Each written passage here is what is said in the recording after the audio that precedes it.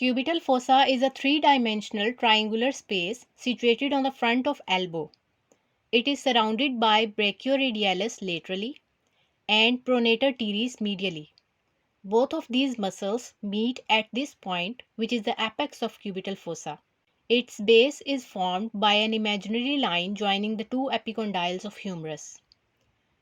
The contents of cubital fossa from medial to lateral end are median nerve, brachial artery, tendon of biceps brachii, and radial nerve.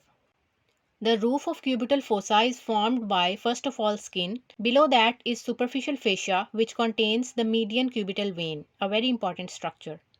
Below superficial fascia is deep fascia, and below that is bicipital aponeurosis. This is bicipital aponeurosis. Cubital fossa is clinically important because the median cubital vein is the vein of choice for intravenous injections. Another clinical importance of cubital fossa is that blood pressure is universally recorded by auscultating the brachial artery in front of the elbow.